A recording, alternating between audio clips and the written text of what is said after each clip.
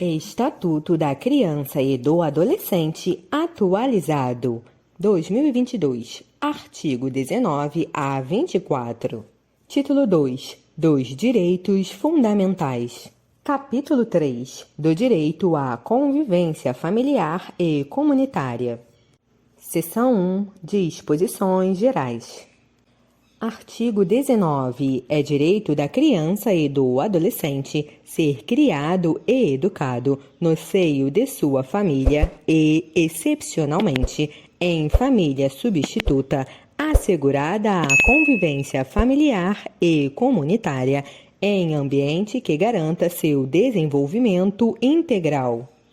Parágrafo 1º. Toda criança ou adolescente que estiver inserido em programa de acolhimento familiar ou institucional terá sua situação reavaliada, no máximo a cada 3 meses, devendo a autoridade judiciária competente, com base em relatório elaborado por equipe interprofissional ou multidisciplinar, decidir de forma fundamentada pela possibilidade de reintegração familiar ou pela colocação em família substituta em quaisquer das modalidades previstas no artigo 28 desta lei. Parágrafo 2º. A permanência da criança e do adolescente em programa de acolhimento institucional não se prolongará por mais de 18 meses, salvo comprovada necessidade que atenda ao seu superior interesse, devidamente fundamentada pela autoridade judiciária. Parágrafo 3º. A manutenção ou a reintegração de criança ou adolescente à sua família terá preferência em relação a qualquer outra providência, caso em que será esta incluída em serviços e programas de proteção, apoio e promoção, nos termos do parágrafo 1º do artigo 23, 2 incisos 1 e 4 do caput do artigo 101 e 2 incisos 1 a 4 do caput do artigo 129 desta lei. Parágrafo 4º. Será garantida a convivência da criança e do adolescente com a mãe ou o pai, privado de liberdade, por meio de visitas periódicas promovidas pelo responsável ou, nas hipóteses de acolhimento institucional, pela entidade responsável, independentemente de autorização judicial. Parágrafo 5º. Será garantida a convivência integral da criança com a mãe adolescente que estiver em acolhimento institucional. Parágrafo 6º. A mãe adolescente será assistida por equipe especializada multidisciplinar.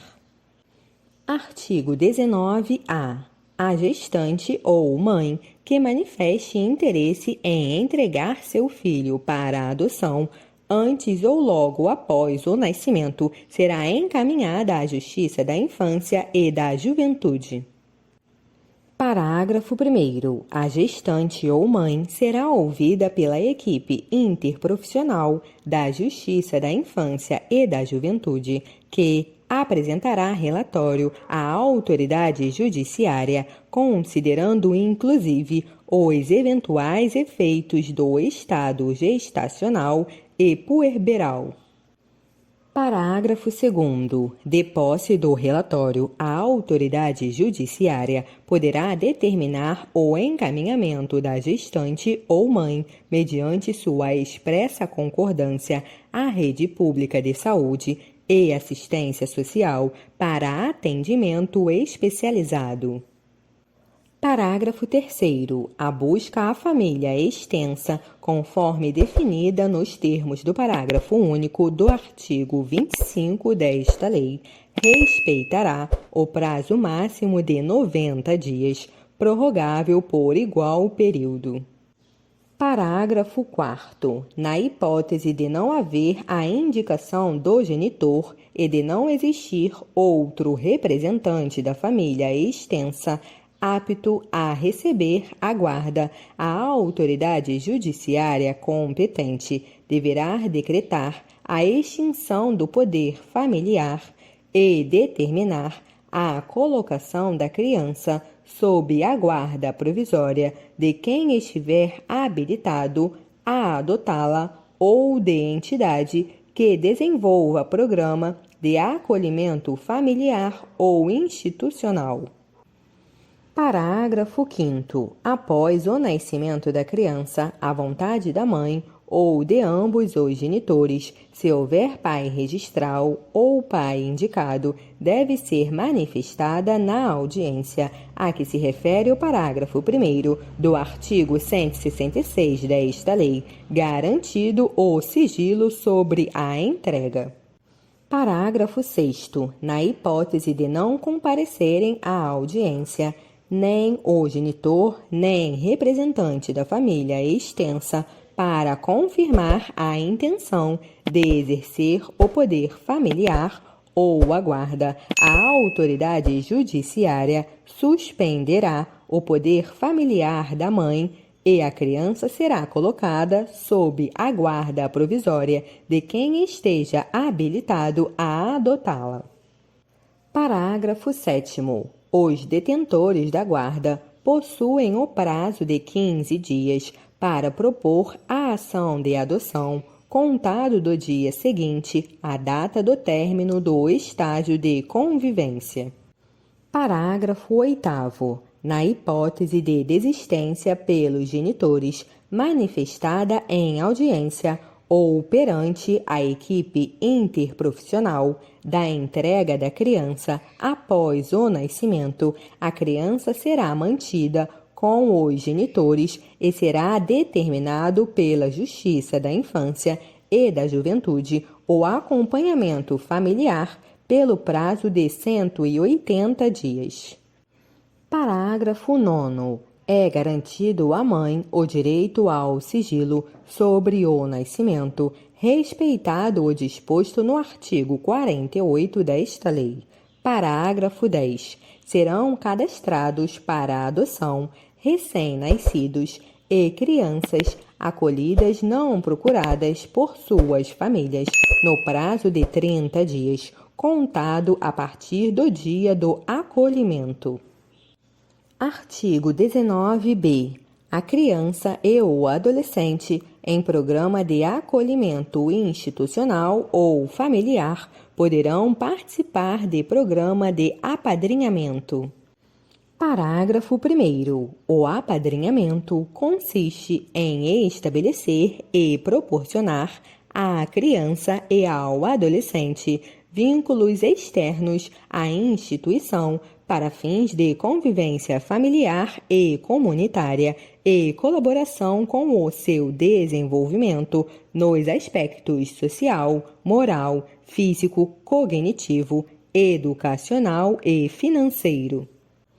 Parágrafo 2º. Podem ser padrinhos ou madrinhas pessoas maiores de 18 anos, não inscritas nos cadastros de adoção, desde que cumpram os requisitos exigidos pelo programa de apadrinhamento de que fazem parte.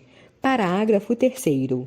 Pessoas jurídicas podem apadrinhar criança ou adolescente a fim de colaborar para o seu desenvolvimento. Parágrafo 4º. O perfil da criança ou do adolescente a ser apadrinhado será definido no âmbito de cada programa de apadrinhamento, com prioridade para crianças ou adolescentes com remota possibilidade de reinserção familiar ou colocação em família adotiva. Parágrafo 5º. Os programas ou serviços de apadrinhamento apoiados pela Justiça da Infância e da Juventude poderão ser executados por órgãos públicos ou por organizações da sociedade civil. Parágrafo 6º. Se ocorrer violação das regras de apadrinhamento, os responsáveis pelo programa e pelos serviços de acolhimento deverão imediatamente notificar a autoridade judiciária competente. Artigo 20. Os filhos, havidos ou não, da relação do casamento ou por adoção, terão os mesmos direitos e qualificações, proibidas quaisquer designações discriminatórias relativas à filiação. Artigo 21. O poder familiar será exercido em igualdade de condições pelo pai e pela mãe, na forma do que dispuser a legislação civil, assegurado a qualquer deles o direito de, em caso de discordância, recorrer à autoridade judiciária competente para a solução da divergência. Artigo 22. Aos pais incumbe o dever de sustento, guarda e educação dos filhos menores, cabendo-lhes ainda, no interesse destes, a obrigação de cumprir e fazer cumprir as determinações judiciais. Parágrafo único. A mãe e o pai, ou os responsáveis, têm direitos iguais e deveres e responsabilidades compartilhados no cuidado e na educação da criança, devendo ser resguardado o direito de transmissão familiar de suas crenças e culturas, assegurados os direitos da criança estabelecidos nesta lei.